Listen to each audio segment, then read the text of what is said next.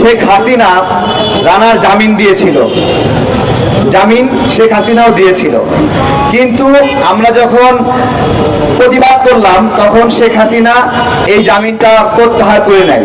শেখ হাসিনা বলতে বোঝাচ্ছি শেখ হাসিনার আদালত। আজকে দুজন বিচারপতি আবারও রানাকে জামিন দিল। আমার প্রশ্ন, মাথায় আপনার ব্রেন আছে না গোবর আছে? এটা জিজ্ঞাসা করছি। এটা একটা স্বাভাবিক বিষয়। হাজার হাজার মানুষ মারা গেল, হাজার হাজার মানুষ আহত হলো, কার জন্য? এটা পরিকল্পিত হত্যাকাণ্ড ছিল কিনা আমি যদি আইনজীবী হয়ে ওই বিচারকের সামনে দাঁড়ায় প্রমাণ করতে না পারি, রাজনীতি ছেড়ে দেব। কিন্তু আমি একজন আইনজীবী না, সেহেতু রাজনীতির মঞ্চ থেকে, প্রেস ক্লাব থেকে বলছি, রানা ওই দিন শ্রমিকদেরকে জোর করে রানা প্লাজায় ঢুকায় এবং 3 শিফটের শ্রমিককে এক জায়গায় করে। 3 শিফটের, এক শিফটে যদি ধরেন 2000 হয়, 3 শিফটের কত হবে? 6000 হবে। তাহলে ওই বিল্ডিং এ 2000 ধারণ ক্ষমতা 3 শিফটে কাজ করে।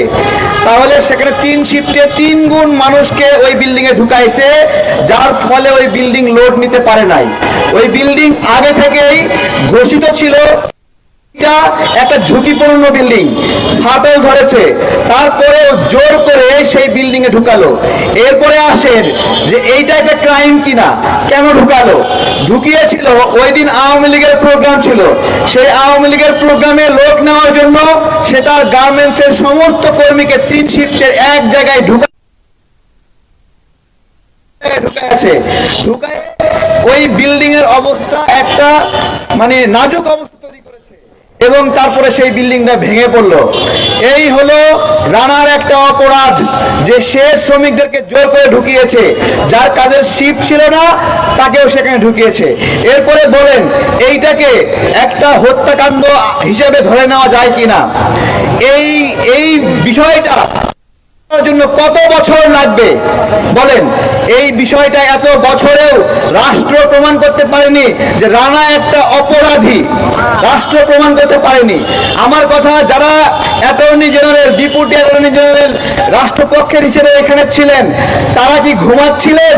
তারা কেন রানার জামিনের যথাযথ বিরোধিতা করেন নাই? নাকি আপনিও রানার টাকা খেয়ে নমনীয় ছিলেন? আজকে আমরা এই প্রশ্নগুলো করছি। রানার টাকা কে কে খাইলেন সেই হিসাবটা চাচ্ছি। শুধুমাত্র 2 বিচারপতি রায় দিয়েছে, তারা তো খাননি। আইনজীবী সেও খেয়েছেন, রাষ্ট্রপক্ষের আইনজীবী সেও নমনীয় ছিলেন। সবকিছু মিলিয়ে টাকার একটা হইলুট হয়ে রানাকে জামিন দেওয়া হয়েছে। এখন আমার যে প্রশ্ন, অনেকগুলো কথা রয়েছে।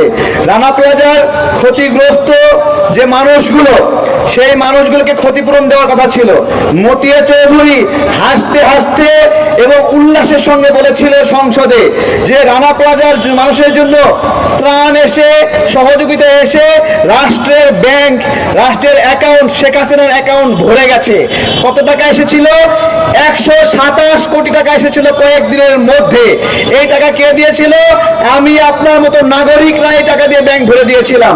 অথচ কয়েক মাস পরে ওই সময় কবির বিন আনোয়ার, সে প্রধানমন্ত্রীর ওই সময় দায়িত্বশীল ছিল প্রধানমন্ত্রীর কার্যালয় থেকে, শেখ হাসিনার হয়ে বক্তব্য দিল যে রানা প্লাজার জন্য 19 কোটি টাকা ব্যয় হয়েছে এবং 19 কোটি টাকা যদি ব্যয় হয়, বাকি থাকে কত টাকা? 108 কোটি টাকা বাকি থাকে। এবং সে বলল যে রানা প্লাজার জন্য প্রধানমন্ত্রীর তহবিল বলে কোনো তহবিল নাই। অর্থাৎ পুরো 108 কোটি টাকা এক বক্তব্যের মধ্যে দিয়ে নাই করে দিল শেখ হাসিনা।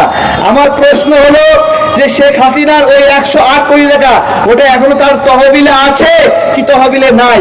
আমি শ্রম উপদেষ্টা আসিফ সাহেবকে জিজ্ঞাসা করেছিলাম যে আপনি এটা তদন্ত করেন, 108 কোটি টাকা এখনো আছে কি এখনো নাই? পাশাপাশি এটাও বলেছিলাম, একটা করে দুর্ঘটনা আসে, বিভিন্ন এনজিও এবং সামাজিক সংগঠনের উৎসব শুরু হয়ে যায়। বলেন তো কিসের কিসের উৎসব? কিসের উৎসব? টাকা সংগ্রহের উৎসব শুরু হয়ে যায়। তাদের চোখ চকচক করে, এই তো টাকা সংগ্রহের সুযোগ আসলো। এবং সেই সময় একটা শ্রমিক সংগঠনের তদন্ত চলছে এখনো। তদন্ত প্রকাশিত হওয়ার আগে আমি নাম বলছি না, শুধু ইঙ্গিত দিচ্ছি যাতে তারা আগেই সংশোধন হয়, টাকাগুলো ফেরত দেয়।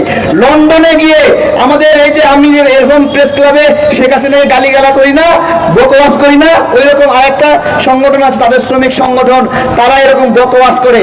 তারা লন্ডনে গিয়ে সেমিনার করেছিল এবং লন্ডনে আমাদের প্রবাসী ভাইদের কাছ থেকে টাকা তুলেছিল, কয়েকশো কোটি টাকা তুলেছিল। সেই টাকাগুলো রানা প্লাজা ক্ষতিগ্রস্ত কেউ 1 টাকাও পায় নাই। রানা প্লাজার শ্রমিকরা এই নিয়ে কথা বলেছিল, একজনের রক কেটে দিয়েছে কিছুদিন আগে। তো এই হলো অবস্থা। রাষ্ট্র কে চালাচ্ছে আমি যাচ্ছি। শেখ হাসিনার বিচারপতি যদি শালা হয়, তাহলে এখনকার যারা বিচারপতি আছে তাদেরকে শালা বলতে কোন সমস্যা কোথায়? আমার প্রশ্ন, এগুলো কি করছে? আমাদের জবাব চাই এগুলোর। এখানে আসিফ নজরুল স্যার কি বললেন, যে আমি যদি মন্ত্রী হতাম, একটা মন্ত্রণালয় পেতাম, কি যে কাজ করতাম, কাজ করে সব উল্টায় দিতাম, আমি রাত দিন কাজ করতাম, এভাবে বলে বলে মুখে ফেনা তুললো। আজকে তো আপনি মন্ত্রণালয় পাইলেন, আইন মন্ত্রণালয় পাইলেন, পেয়ে রাত দিন কাজ করছেন। এটা রাত দিন কাজ? এটা কি রানা সাহেবকে জামিন দেওয়ার জন্য রাত দিন কাজ? হ্যাঁ, কিভাবে বলবো বলেন? কিভাবে বলবো? আমরা ভাষা খুঁজে পাই না এগুলো। রানা প্লাজার জন্য ওই যে এনাম সাহেব বলছিল প্রত্যেককে 70 লাখ টাকা করে দিছি। প্রত্যেকে 70 লাখ টাকা করে দিলে 1000 মানুষকে কত টাকা দেওয়া হয় বলেন? তার মানে এতগুলো টাকা এসেছিল নাকি? এতগুলো টাকা এসেছিল, এসে বলছে দিছে কিন্তু দেয় নাই।